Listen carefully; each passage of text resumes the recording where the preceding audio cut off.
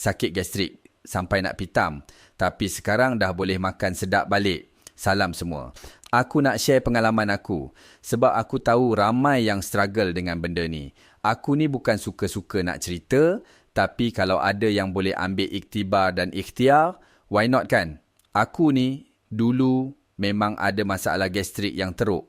Kalau salah makan sikit je, perut mula pedih, rasa loya, angin naik sampai ke dada, lepas tu rasa nak muntah.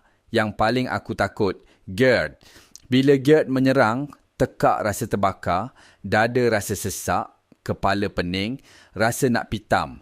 Kadang-kadang sampai rasa anxiety sebab takut jadi benda bukan-bukan. Aku ingat lagi masa tu tengah drive, tiba-tiba rasa dada macam ditekan kuat.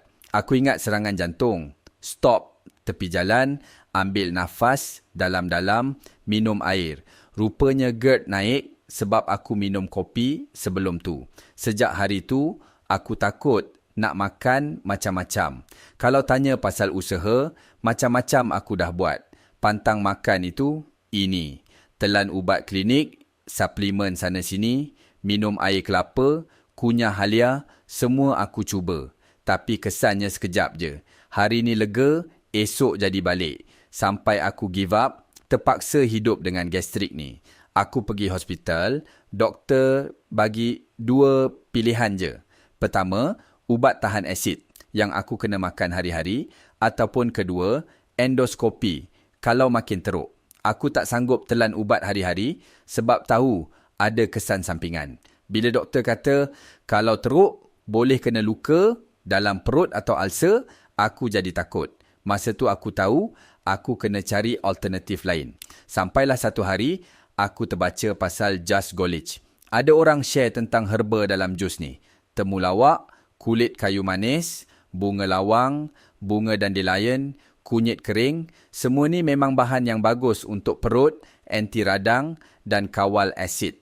Mula-mula aku skeptikal. Betul ke boleh bantu? Tapi aku fikir, tak salah cuba sebab aku dah buntu.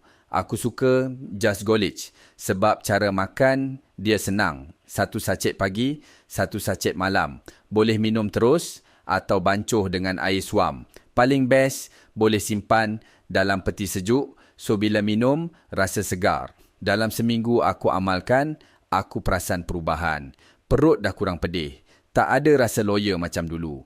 Badan rasa ringan sebab angin kurang. Dada dah tak rasa sesak. GERD makin hilang. Lepas sebulan, aku dah boleh makan lebih bebas. Tak perlu risau setiap kali makan, tak perlu takut.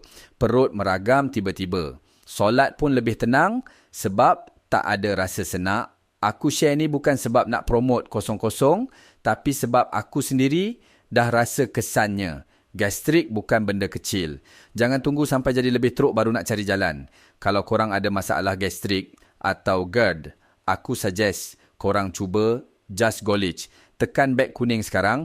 Siapa yang dah try Just Golage? Boleh share pengalaman korang.